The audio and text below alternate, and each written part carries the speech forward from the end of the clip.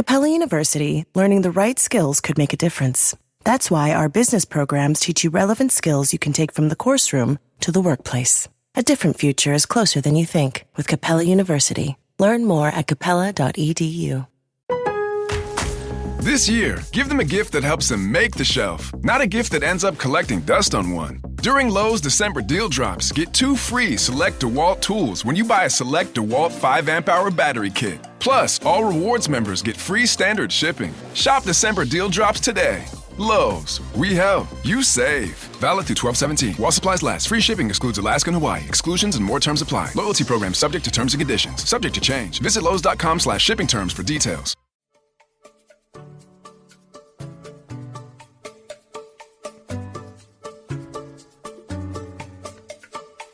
Welcome to the Exit Engine Podcast, Episode 70.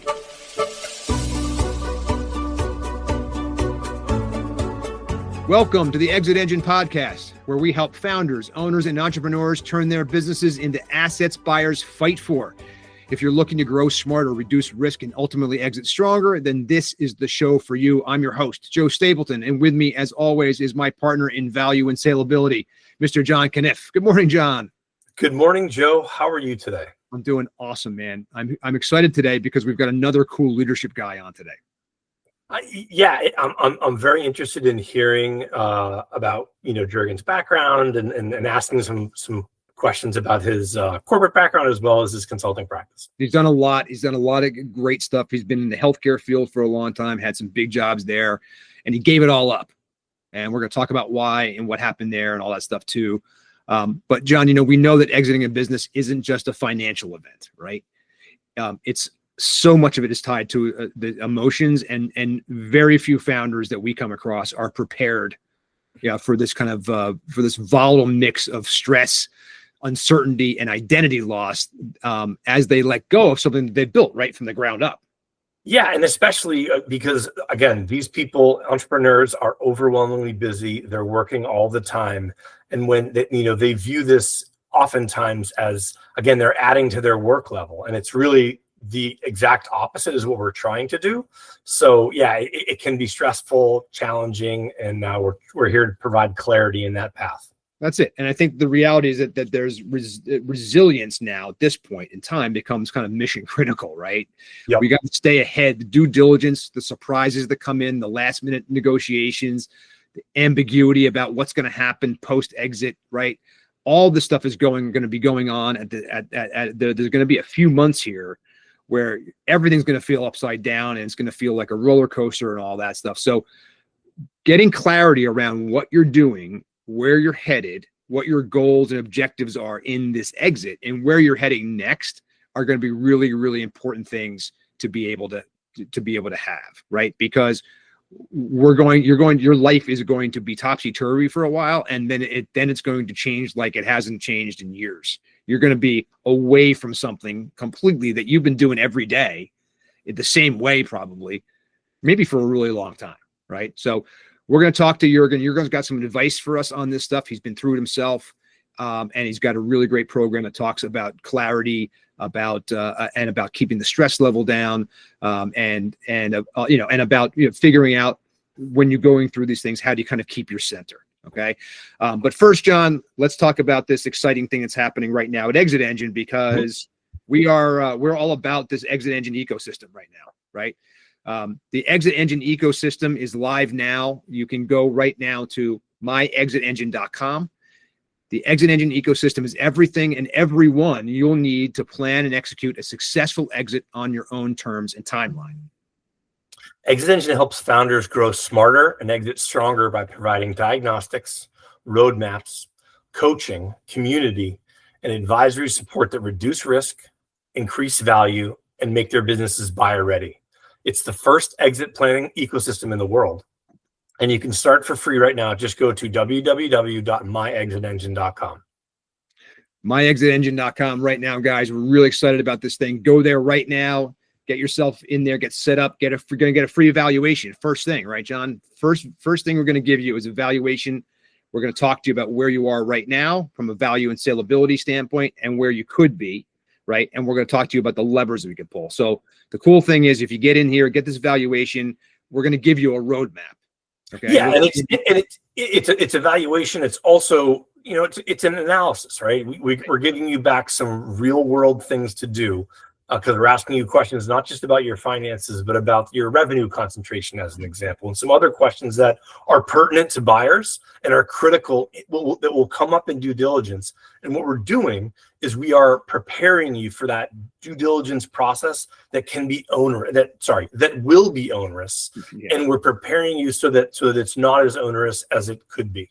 That's exactly right. And hopefully, if you're doing it early enough, you're going to be able to affect some change, right, in a positive way. And that's what we want Exit Engine, the ecosystem, to be all about. So again, the first exit planning ecosystem in the world. You can get started for free right now. Just go to www.myexitengine.com.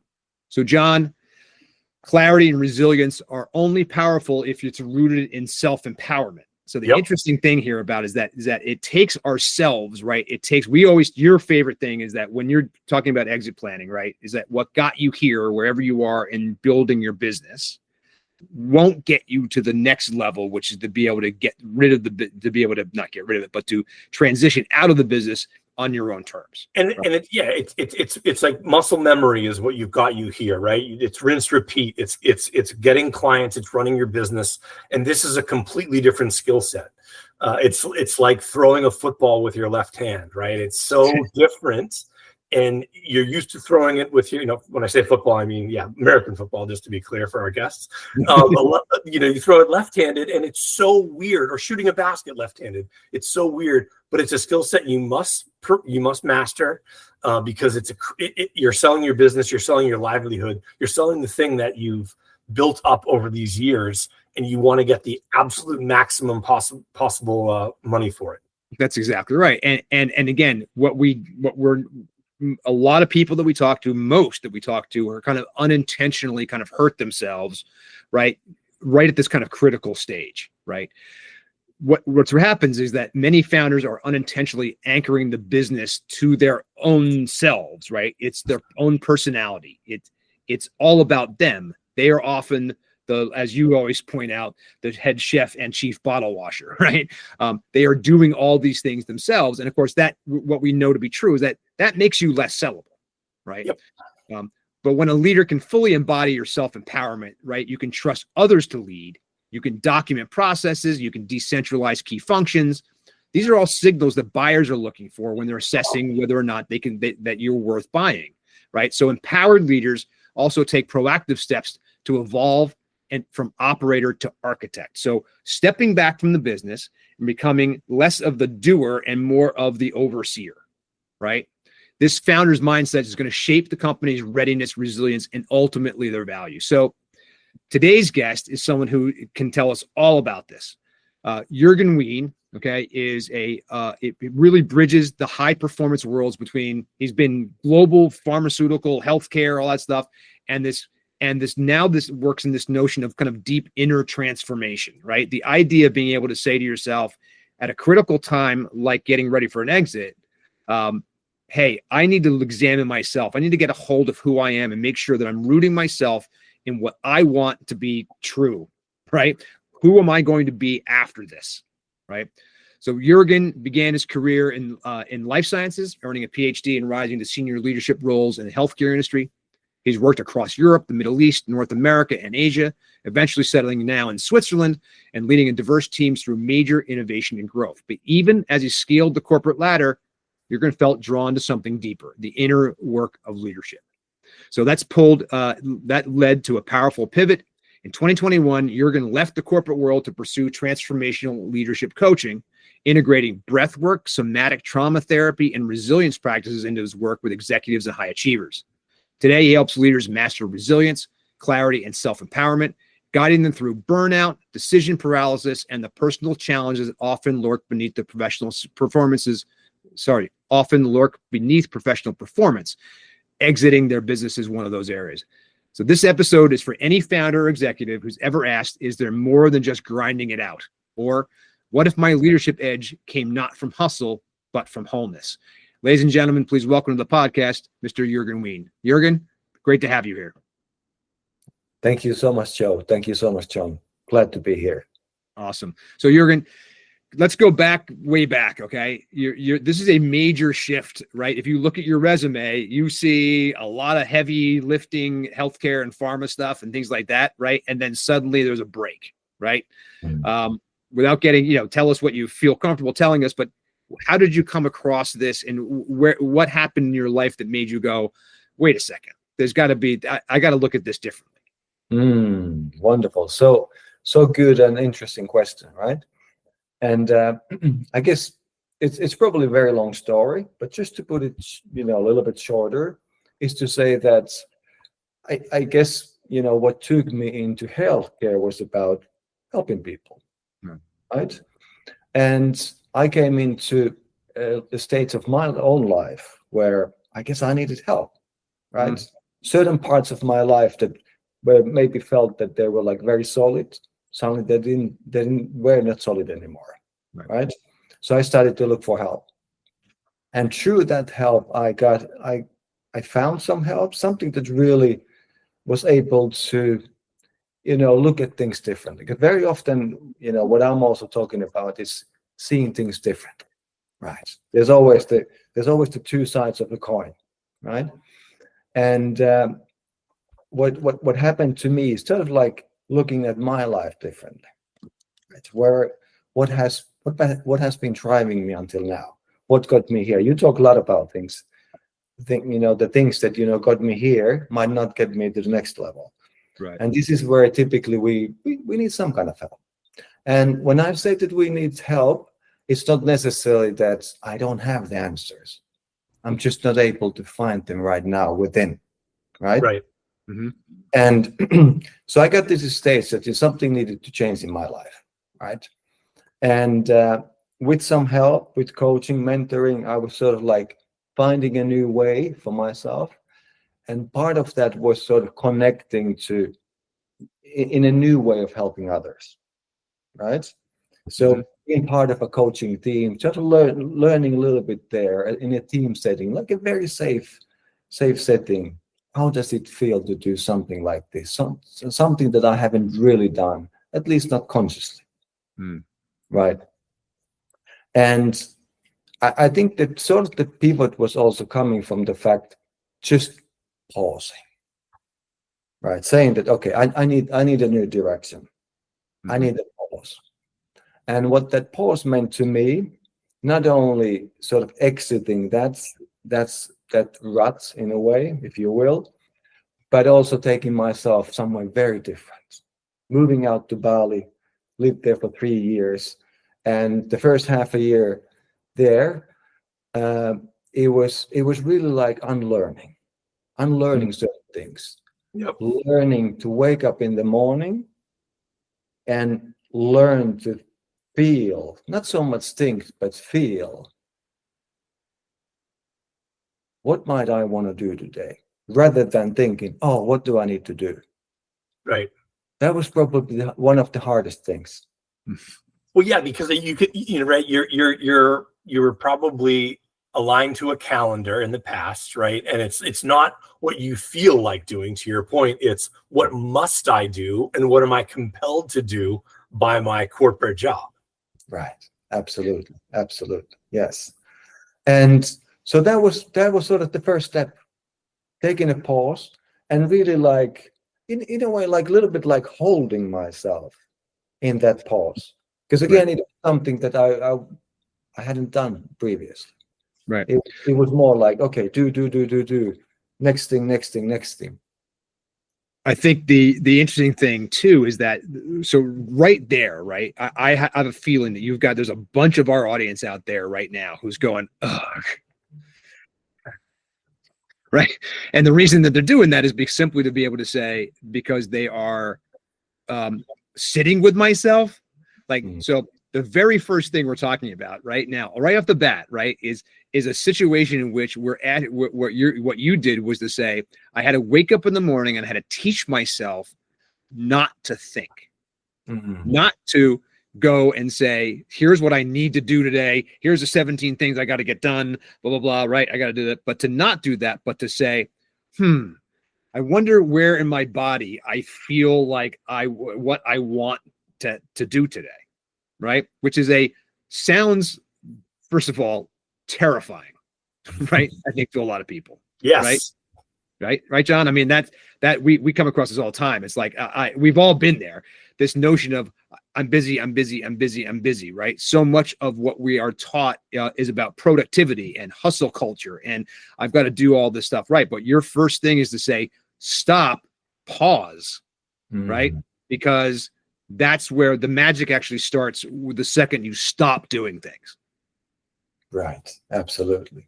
So true. And again, when you think about so much of what we think is value, our worth, our value is sort of like how much we produce, how much we do. And as you say, John, so correctly, it's super scary when you sort of pause yourself and said, okay, I'm just going to hold myself here. Right. Yeah. And the fact that you mentioned, Jürgen, that it took 6 months, right? Like, I think I would think that if I was listening to this podcast, I'm like, wow, that sounds like a long time. But I have a family story where my father-in-law retired from a corporate job, and he had to travel for a period of time, or he didn't have to travel, but he traveled for a period of time because he was always on planes so much when he was working that was a thing that he knew, that we transferred the travel from going to all the places that he used to work, going to vacation. But it was one of those things that he wanted to keep consistent because so much was changing in his life that he either didn't know how to or didn't want to stop that traveling, and felt that he needed to continue to go out there. So he went on all sorts of trips. But it's interesting what people choose to hold on to when they change their life and they change their sort of work, and what they let go of. Totally. Yeah. Beautiful example. Yeah. Keeping something consistent. That's very often also the key. Yeah. What can I, within all this change that is happening right now with me, with my life, what is the one thing that it can be consistent, right? How do I keep that, right? And very often it is something that we might be able to find within rather than externally. Yeah.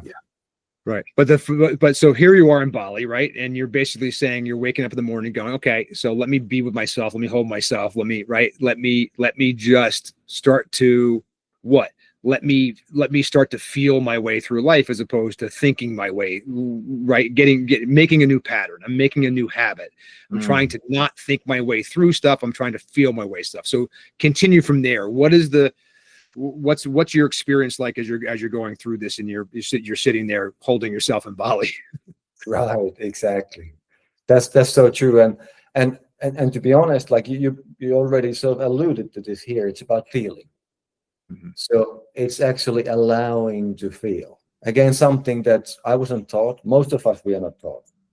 How do I feel? Right. Very often what we want to do is we want to push away certain feelings, certain emotions. We feel they're not serving us. They're sort of hindering me. Well, guess what? That's actually it's all about learning to feel, accepting. A lot of times you hear that anger is not good. Right. You shouldn't feel anger. Well, it's of course in our cultures, like you can never talk about the anger that you might feeling. Whether you're in corporate, whether you're wherever, right? The fact is that when you think about it, it's an emotion. It's a valid emotion. Why would I have such an emotion if I'm not able to feel it? Right. I'm tucking it down. Guess what? It's going to come out someday, one day, right? Yep. So, and I'm not talking about like shouting to my employees or my boss or whatever. I'm more about being able to notice that anger is coming up. What is anger? Anger is typically something that I feel that my boundaries have been breached. Right. Okay, now I understand where it's coming from. I can then take that, feel it maybe somewhere else, or turn that into something positive. But only by feeling I'm able to do that. Right. So going back to your question, a lot about that time there in Bali was about learning to feel. And being able to notice, what am I feeling? Where it might be coming from. And how can I use this for something that maybe takes me forward rather than backwards? Yep. Right. So we've talked before on this program about, about this topic, and the reason that we keep kind of coming back to it is because I think that this is one of the most kind of underrealized, parts of this. Is so true about humans in general, but especially in business, where we are told it's not about emotion, right? We're told it's about numbers and it's about money and it's about keeping your emotions out of it and making good business decisions, which are not always the same as making good emotional decisions, et cetera, et cetera. And so we've literally created generations worth of people who are business owners who are kind of like are probably like anti-emotion, right? How did what you do kind of help people come back to where that is, right? The epidemic that we're seeing, right, is a lack of feeling, to your point, right? It's a lack of being able to use our inner knowledge, our inner guidance, right? Everything that we look at as a business owner is about the analytics. In sports, especially in America, there's a big debate about whether or not the analytics side versus the kind of just the innate kind of like understanding, the experiential side, right? I've been in these situations before and we've done this and this is what's worked, yet this is what the numbers are telling me to do, and they're not often, sometimes they're not the same thing. Right. So right. what that's kind of like just an example, I think, of something people can relate to. It's like, look, inside you is this knowledge, is this kind of way of knowing, right? Your intuition, right? Which starts if you're rooted in yourself, right? The problem is most people aren't rooted in themselves. They're rooted in some kind of external validation, some kind of external learning, some kind of, and especially in the business world, we're looking at reports. Well, this report is down, so therefore I've got to change this. In a lot of cases, it's just now this has given me something new to worry about, right? Something to overanalyze, overthink, right? Your things are all about feeling, overthinking. Talk a little bit about what the difference is and how you get there. Right. That's a good question, of course, and wonderful observation. Yeah. I guess to your point, Joe, it's really about, it's sort of like a little bit like knowing myself, right? And sort of understanding. Sometimes it's also understanding a little bit about my past. It's about sort of understanding what's been driving me. Very often when you look at what we call high achievers, for instance, it's about certain expectation. It's about responsibility. It's about it's about like external expectations, right? Yep. And to that point, I mean, obviously we are all products of our cultures, our parenting, all of that, right? And very often when we start to look at that, more closely, we start to understand. We start to see the patterns that maybe my parents had, maybe my grandparents had. It's sort of very often there is a similarity, and that doesn't mean that the world has, of course, the world around us has changed tremendously. From my parents to my grandparents to absolutely right. But at the same time, if you look at it this way, the first 6, 7, 8 years of everyone's life, we are like sponges. Whatever I'm experiencing, a little bit becomes like the map for my life. Yep. And it's ultimately what we are hearing is that everything that we experience becomes programs in our unconscious. Like, whatever happens to me in those early years, I'm not able to tell whether it's good or bad, whether it's right or wrong. It just is, because I don't even have conscious mind. Now, later on, I might understand that, what happened to me was a kid. Right. It was different than, maybe the pressures that pressure I was put under, or whatever the story is, or maybe that didn't really serve me, right? But it's still, it's already a program in my unconscious, my subconscious, right? Sure.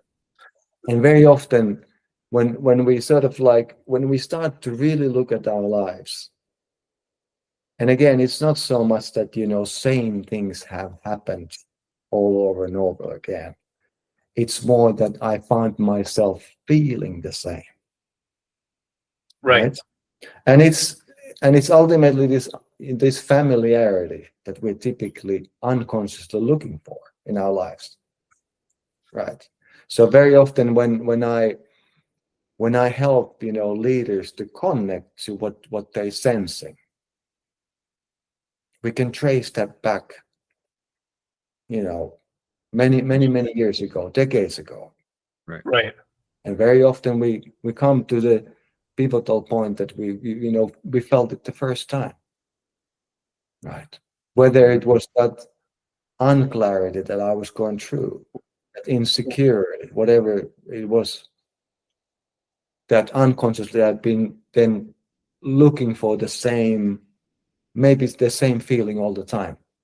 And I'm still feeling, even if I created all this, right? I made it to the CEO. I made it to having my own company. If I'm looking what might have been driving me, it might be these things. Right. Well, and if you're still in a position where you are facing the idea of that going away, that's right. Exactly. You're gonna do. There's all kinds of things that are gonna start happening, right? People start sabotaging things, right? They start. I didn't get my stuff together. Oh, I don't have that report. Oh, I start pushing back on. I don't like the attitude of the buyer here, right, or whatever, who's coming in and looking through all my stuff, and right, which is what's going to happen during doing due diligence. And we start to see that people. And John, I don't remember what the numbers are. I can go back and look. We'll try to post them when we find them. But basically, there's a very high percentage. First of all, 93% of people who have exited their businesses report some kind of dissatisfaction. Major dissatisfaction with the process. Okay. So almost nobody looks back and goes, wow, that was awesome. Right. Almost everybody, on the other hand, looks back at it and says, that was one of the most difficult and disappointing experiences of my life. Right. That is just no wonder people don't want to exit. Right. Like it's a scary place to be in so many ways. But what you're saying is that the feeling that you get, the anxiety feeling, the feeling of nervousness, the feeling of, oh my God, I don't want to go there or whatever, or your body is actually telling you, right, how it's giving you warning signs. It's giving you signals. Correct. Right? Correct. Yeah. I can certainly talk a little bit about what those signals can be and what's really going on there, inside your body. Yeah. It's I guess very often it's sort of like this drive that like if you think about it, like if you build your own company, right, you made it successful, you must have driven drive to actually do it. Sure. Right now, when you want to exit, how does it feel? You're losing your identity. It's like you've been going hundreds. It's hard for everybody, right? Yeah, of course. Yeah, absolutely. But that's an extreme change, right? 100 miles an hour versus stopping. Right. I totally get you somehow you need to prepare yourself for that. Right. Yeah. And understanding that like what's been driving you. And again, when I'm saying this, it's like it's not that it's right or wrong. It's just this has been driving me, right? But if you're not aware of what has been driving you and you suddenly stop, that's going to feel terrible. It's like you're going 50, 60, 80 miles an hour and another thing, right? And you just come to a stop or whatever. There's going to be some significant change that's going to happen, right? Probably between you and the windshield or something like that. But the idea is that, that's literally kind of what your body will actually emulate that. So, I mean, the crazy thing about the way that our brains seem to work, and I've collected a lot of information about this over the years too, but is that our brains do a really good job of being an alarm system. They're really good at keeping us alive, right? But it looks like that might be the extent of it. So in other words, our human brain in this fast-paced kind of situation that we live in right now is really good at raising up alarm bells and saying things, hey, there's this stuff, and it's sending you these signals like the anger or the feeling inside or whatever, or the, or whatever. But what they're not good is at predicting the future. They're not good at, at really knowing what's actually happening, because your reaction to being chased by a saber-toothed tiger, whatever, 1,000 years ago or whatever, is the same feeling you get when that employee of yours or the buyer that you're dealing with in the situation walks into the room for a meeting, right? Mm-hmm. Like, you're obviously not in physical danger, but the feelings, your nervous system is being triggered the same way, right? And that's going to have an effect on everything that's going on in your world. Mm-hmm. Definitely, yeah. Definitely, yes. And so, let me ask you a question about coaching, right? So what we were talking about earlier is like the sort of personal roots of some of the leadership challenges that your clients have faced. So like, how do you work with a client to to understand sort of how some of those personal challenges or the challenges that they had earlier in life sort of come out in either like burnout or inability to make clear decisions, and sort of trace it back to something that they do? How do you begin to work with someone to sort of draw that out of them and sort of help them work on that challenge? John, that's a wonderful question. Absolutely. And so I guess the typical process is just asking questions, like we would always do in coaching, right? You ask questions, and with those questions, then once we sort of do that on an intellectual phase first, then we go into the body, sort of a little bit like, okay, well, let's see what the body says about all of this, right? And that's where we start to connect these things, right? What my thought is, how does it make me feel? Hey, I'm Joe Stapleton from the Exit Engine podcast. Building a business is hard enough, right? Planning your exit shouldn't feel like another lonely, confusing project you have to figure out on your own. That's why we created Exit Engine. Exit Engine isn't just a software tool, it's an entire ecosystem designed to help founders engineer a successful exit. You'll get access to self-assessments, growth roadmaps, and a peer community where you can learn from other founders who've been in your shoes. You'll also find the guidance and expert resources you need to build a business that's actually worth buying, and to do it without burning out. Imagine having the clarity to know what your business is worth, exactly where to focus to improve it, and the confidence to exit on your own terms, whether that's next year or a decade from now. You don't have to do this alone. You don't have to build a business alone. Join us and let's build your exit strategy together. Visit myexitengine.com to get started. That's myexitengine.com.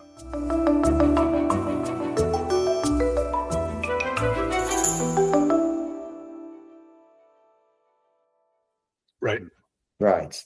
And typically when people, if they are able, not sometimes people really struggle with feeling, right? Or so, more than feeling, I would say noticing what's happening in the body. There you go. Noticing. Yeah. But if you are able to notice what's happening in your body, and of course I help them with that, then you start to be able to connect the dots, right? Mm-hmm. Right. So it's about what my thought is and what does it create in the body, or the vice versa. Often it's actually the other way around as well.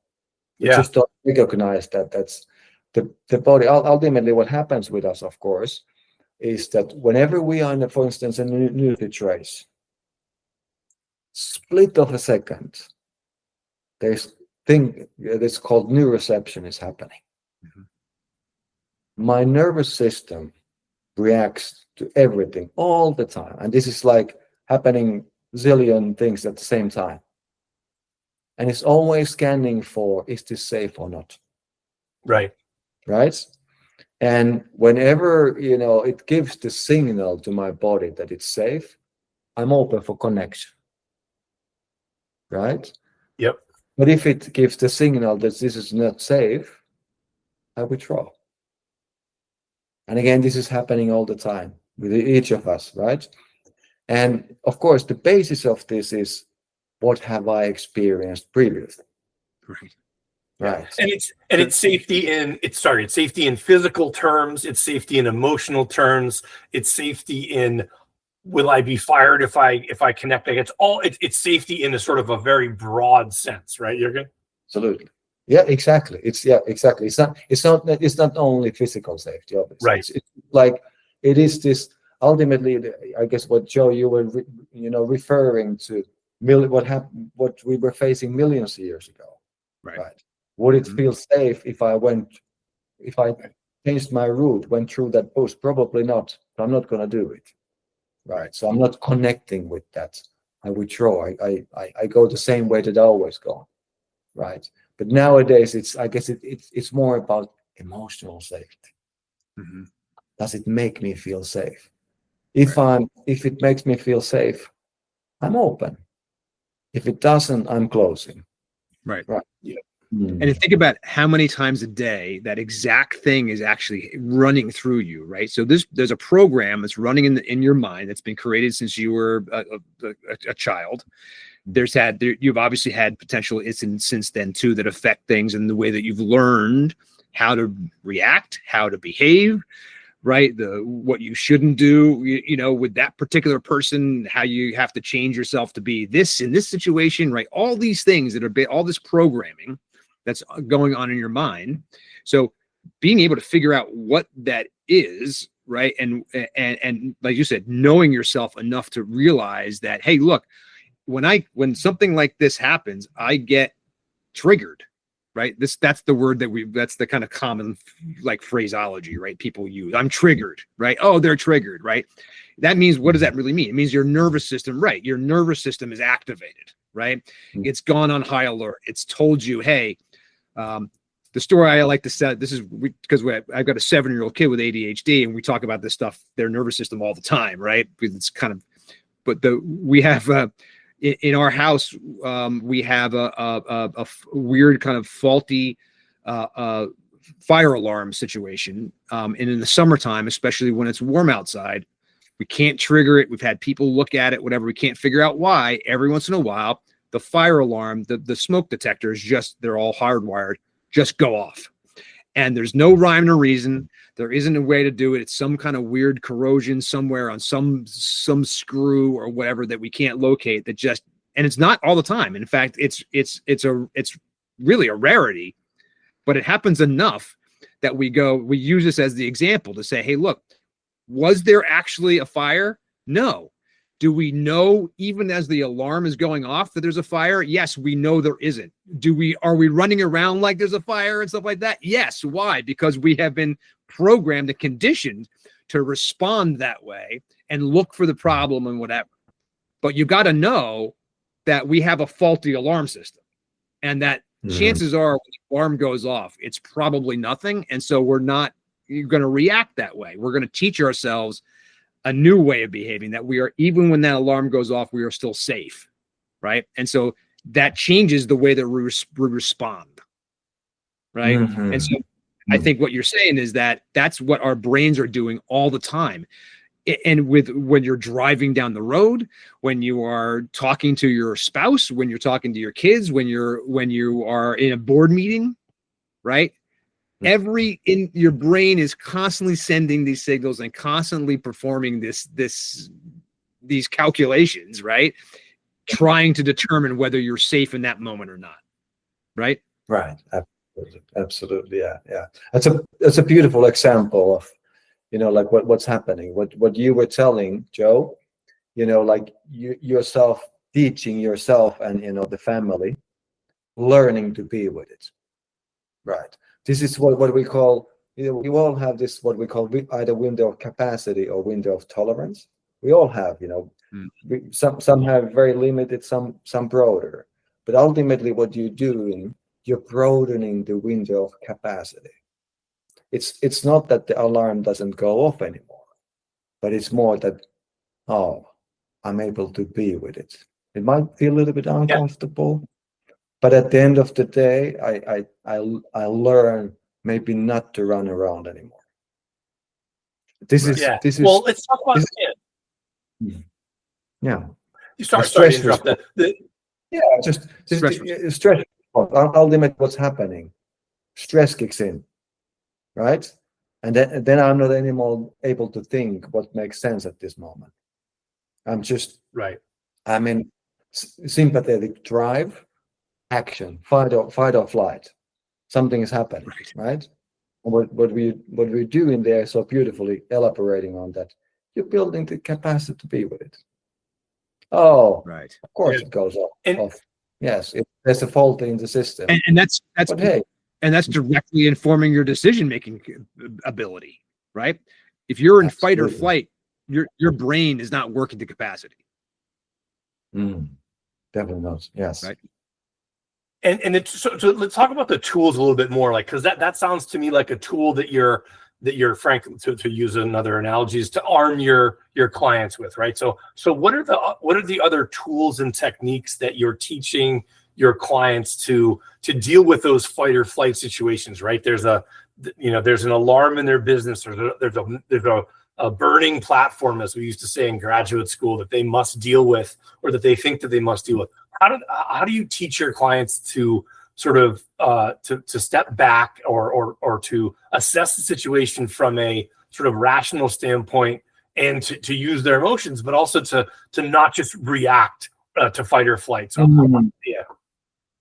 Yeah, it's a very good question, John. Thanks for that. So the first thing very often is becoming aware, right? I'm becoming aware that something is happening in my body, because it always starts there. And we talked about already earlier, it's typically starts in a split of a second. Oh, I'm becoming aware of that. I understand what's happening, right? And sort of like teaching myself little by little with practices to be with it, right? Again, when we think about stress is everywhere. Stress is inevitable, right? I'll never be able to get rid of all the stress. true. It's more about I'm able to be with it. I'm still functioning. It Yep. might not feel comfortable all the time, but my window of capacity is broad enough that most of the time, I'm sort of in a mode where I can thrive. I'm in a flow. Now, this is not to say that things can happen always in life. That just takes me out of into fight or flight, for instance, or Yep. collapse.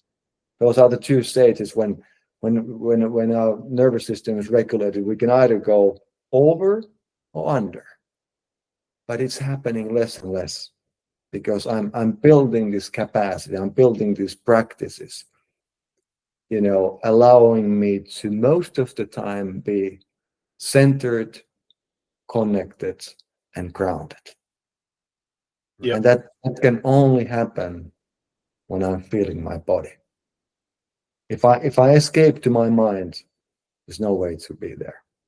It always starts by noticing what's happening in the body. Yep. You get that feeling, right? You're sitting there in the boardroom and so stands up to talk. And as soon as they open their mouths, right, you go, ugh. There's some kind of a reaction that happens, right? And again, this could be a person you absolutely admire. It could be a person that you can't stand, whatever. But the idea is that we've all been there, right? You sit there and you can feel it happen. Maybe it's because you feel nervous for them, or because they're going to say something, you think they're going to say something dumb, or they're going to be right, or they're going to say something that's going to be unsettling, right? Maybe they're going to say something that's true. Right. Especially if it's someone that's talking about the business or something like that in a board meeting, you might write something that's going to affect you. And what you're saying is the first step to all of this is to understand that your body is having, again, when your nervous system is activated, you are going to feel that in your body somehow, some way. Lots of people call it anxiety. It's a feeling. You might get nervous stomach. You might react in anger, right? You might react with being, we talk about fight or flight. flight, right? I'm out of here, right? I can't take this. I'm going, right? But what you're saying is though, is that those are all those reactions, right? Mm-hmm. What you're looking to do is to figure out in your body is to practice enough that you respond, right, in the way that is the most positive way for you to respond, as opposed to just react. That's right. right. That's fair. Absolutely. Very fair. Absolutely. Absolutely. That's exactly. It's being able to be with that feeling, with that emotion, and still be able to respond rather than from the instinct. Yes. Got it. Because the emotion, that thing you're feeling, wants to be felt. Like, that's right. The ignoring it is actually the worst thing you can do, it because it actually makes it grow, right? The crazy thing is that if you just acknowledging the fact that wow, I feel angry right now.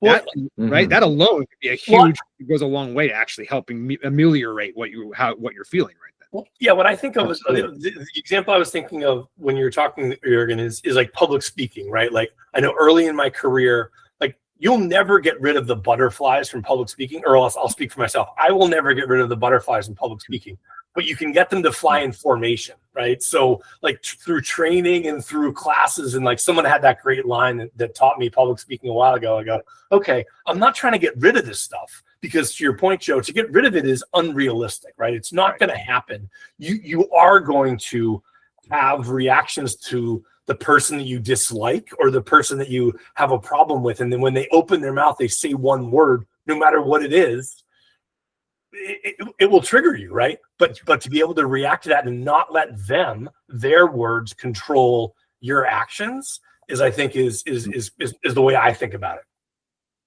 Mm-hmm. And not to let your own thoughts of what their actions might be, right? In the case that you're saying about public speaking right now, nothing's actually happened.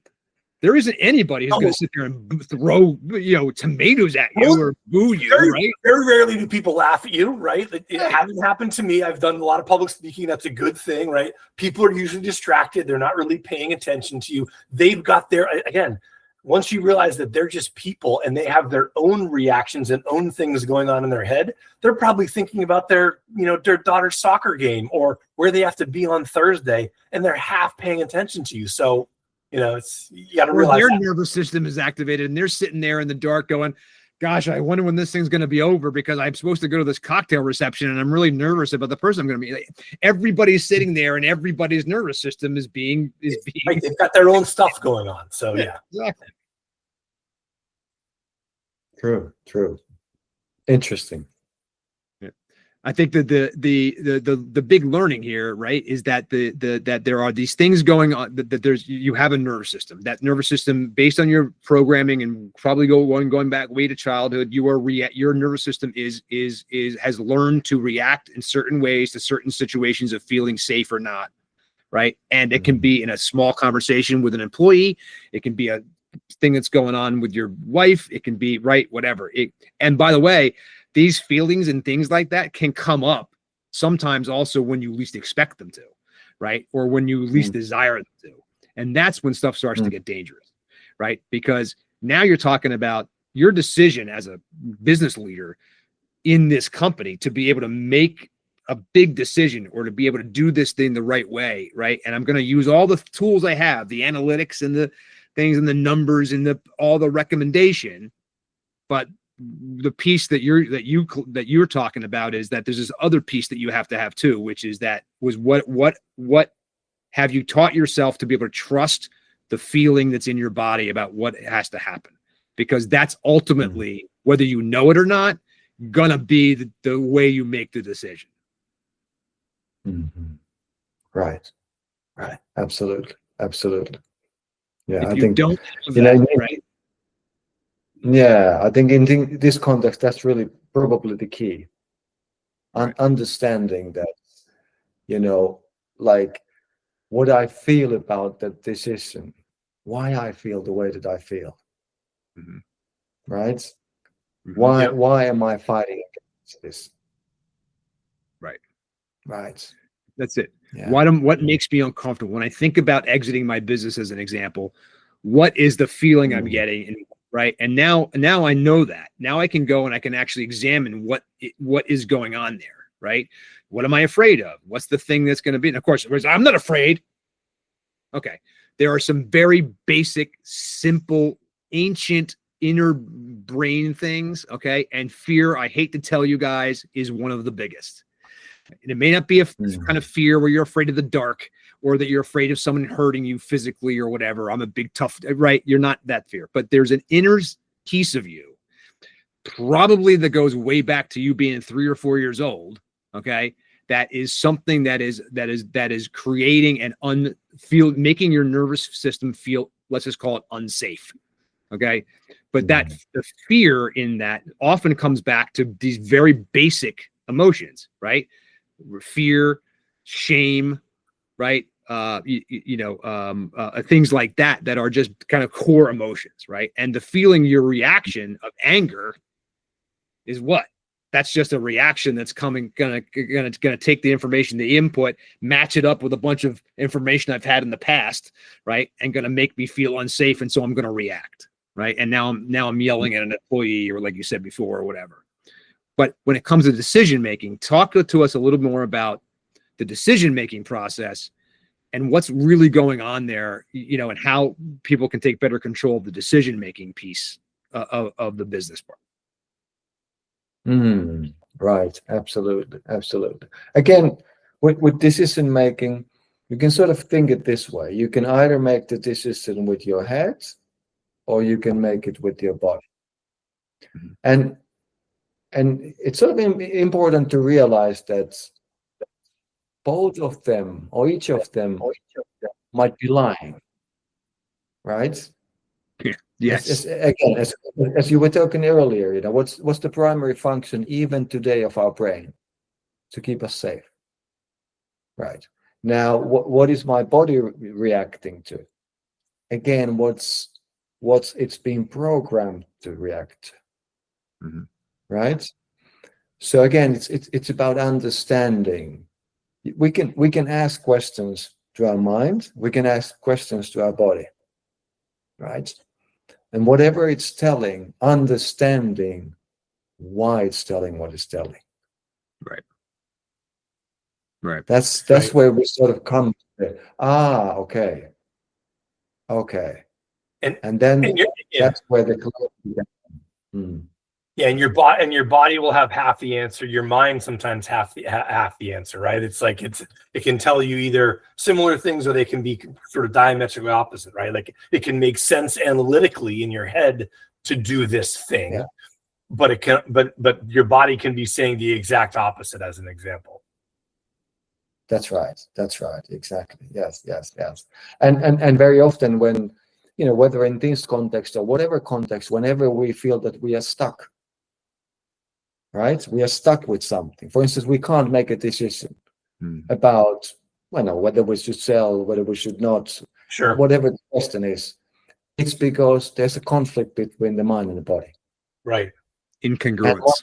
And exactly. Once we start to harmonize those, then we can move forward again.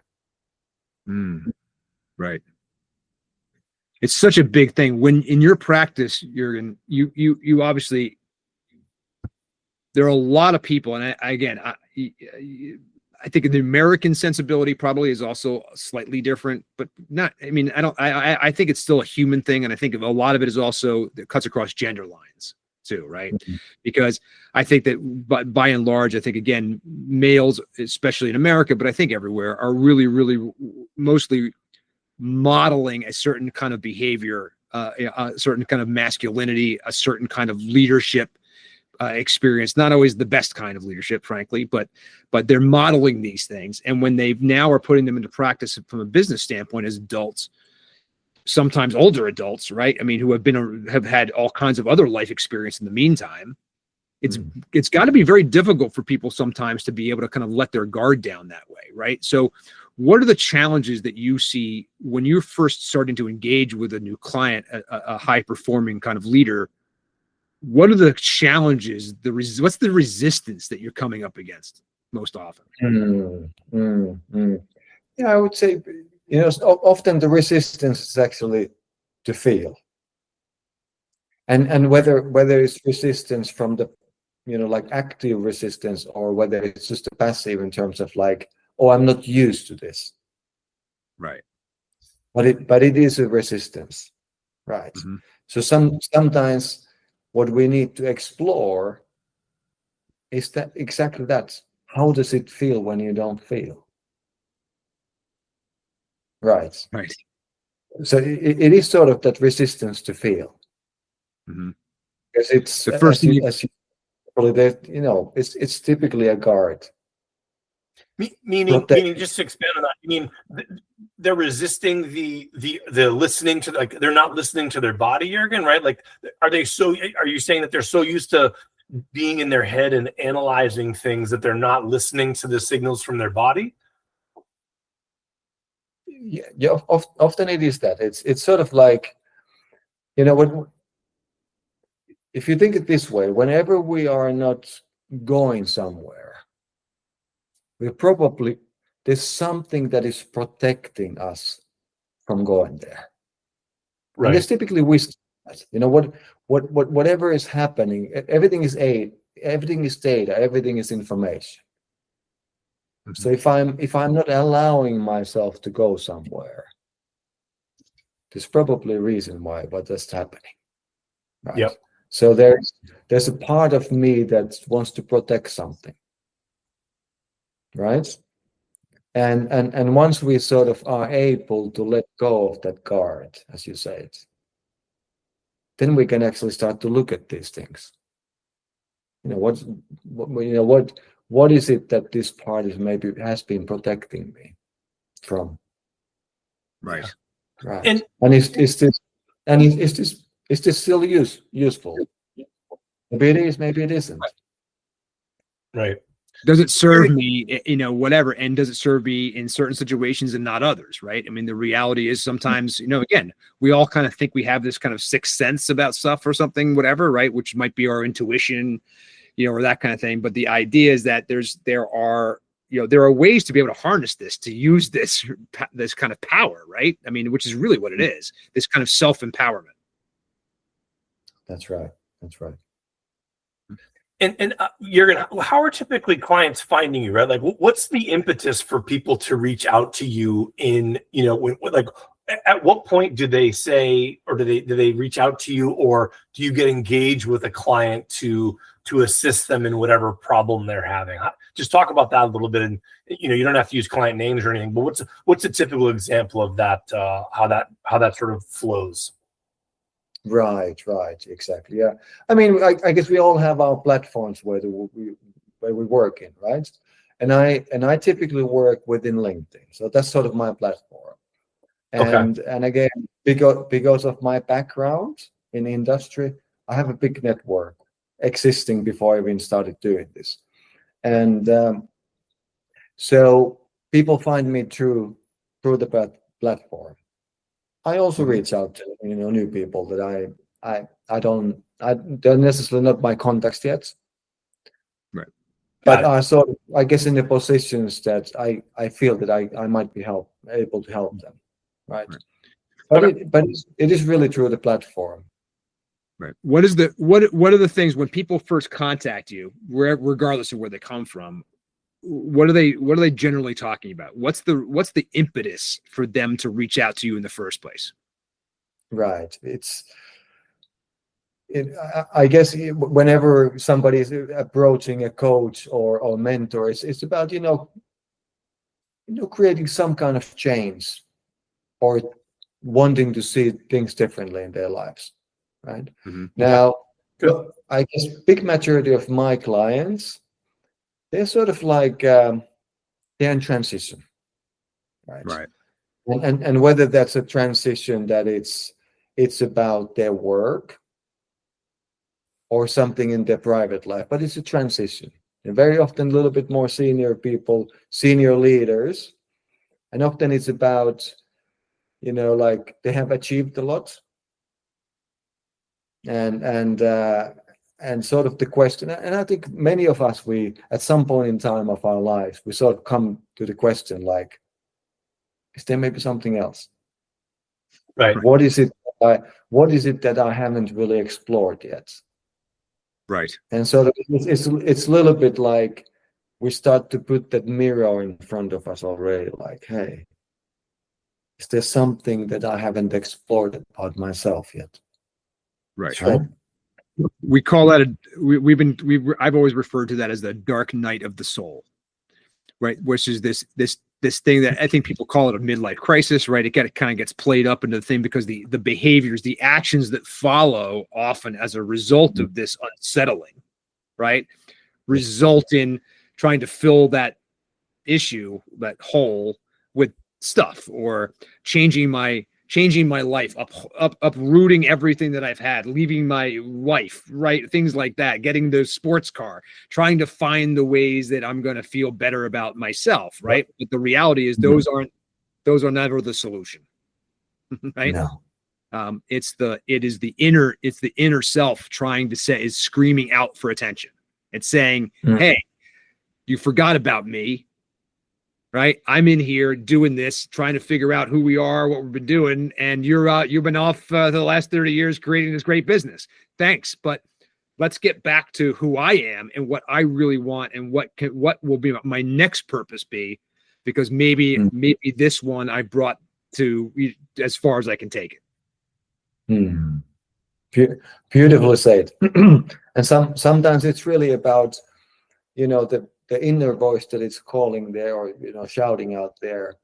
Maybe it's that little boy or little girl, right? Yep. That 6-year-old that still has that need. We sort of went off to do something else, and sometimes it's sort of tuning into that's what I call the little Russian doll inside of me. Yeah, right. That's right. The nesting doll. Yeah. That I still somehow need to tend to. Yeah. Well, so you mentioned LinkedIn. What do you have a website, or what is the best way for someone to get in touch with you? It's via LinkedIn. It's Jürgen Wien on LinkedIn.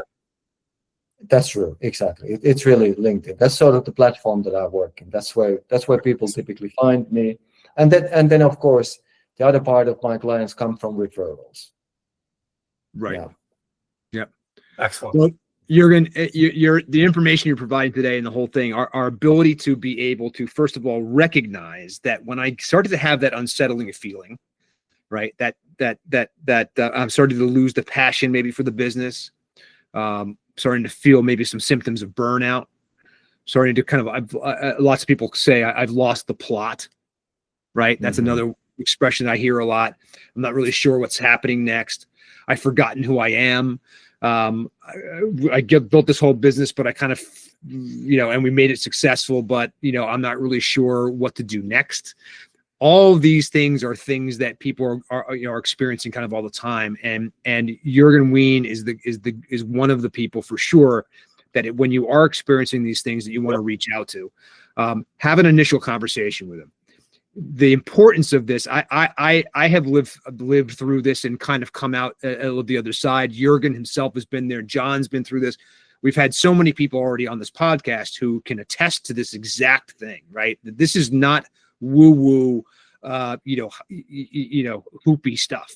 This is very basic human things that as a species, we have ignored for a really long time. And it will come up during these transitions, right?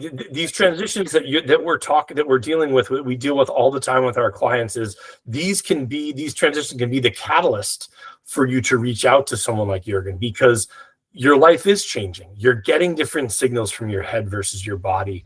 And you want to talk to someone about it who's experienced it and can help you deal with these changes that are coming up in your life. Exactly right. Well, Jürgen Wien, we hope you are one of those people for sure. Thank you so much for taking the time out of your busy day and that thing, and for being with us on the Exit Engine podcast. We really appreciate your time. It's been incredibly informational. Again, you can find Jürgen Wien, and we're going to do some spelling now, okay, to make sure that we have this right. You're gonna find Jürgen Wien at on LinkedIn. Jürgen, why don't you spell your name and all that stuff so we get it exactly right to make sure that people find you? Wonderful. Thank you so much. Yeah. So Jurgen Wien, JurgenWiehn. That's where you can find me on LinkedIn. Excellent. Beautiful thing. We'll have that and stuff in the show notes as well. Jurgen, thank you so much. You're going to hear more from Jurgen, guys, if you stick around at Exit Engine. Okay. And as we said at the top of the program, you're going to want to take some time out of your day right now. Okay. And you're going to do 3 things. Okay. The first, you're going to subscribe to this podcast if you haven't already. You're going to make sure that you get this every day and you're going to share it with somebody you love. Okay. The second thing you're going to do is you're going to go find us. You're going to go find myexitengine.com. You're going to go there. You're going to sign up to get your free evaluation. Have a conversation with us. We're going to talk to you about Exit Engine, see if you're a right fit for Exit Engine, figure out if this is the kind of thing that can help you. And then when you get inside Exit Engine, you're going to meet people like Jurgen. You're going to meet all the people that we've had on the podcast, right, John? You're going to be able to get access to all this content. You're going to get access to people. You're going to get support from other founders who have been through it, who are going through it, right? And are going to help you not just build a business that you one day will sell, but that wherever you are in your business journey, you're going to take this information and you're going to help optimize your value and saleability so that you can, if you choose to, exit on your own terms when you're ready. And you'll get tools. They get as a byproduct as a result, just as a result of going through this anyway. You'll get tools, diagnostics. Again, what we say is, and it's so true, is exit planning is just good business planning. So again, go to www.myexitengine.com and you get all these tools and diagnostics. Exactly right. Thanks again to our guest Jurgen Wien today for being on the Exit Engine podcast. John, thank you again for being a supportive partner in the whole thing. I couldn't do this without you. Thank you so much. Thanks. Really appreciate it, guys. Again, please subscribe to this podcast. Share it with somebody. You can find, if you have a question about exit planning or any of the guests or anything that we talk about on this program, you can reach out to us directly. Okay. You can email me directly at jo@myexitengine.com. You can hit John at john@myexitengine.com.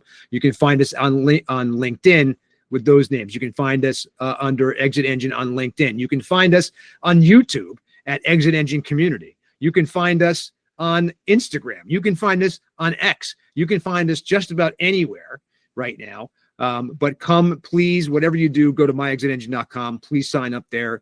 Let's be able to talk to you about how we can actually take all the things that we talk about in this podcast and help you make your business more value and saleable. And hopefully all boats rise with the tide. As you go through these programs with us, as you meet these people, you are going to make a more healthy and sustainable business, even if you never sell it. Right? Thank you again, Jurgen Wien. John, thank you so much. This is the Exit Engine Podcast. My name is Joe Stapleton. We'll talk to you next week. Thanks so much. Have a great day. Thanks so much, John. Thank you. Bye-bye.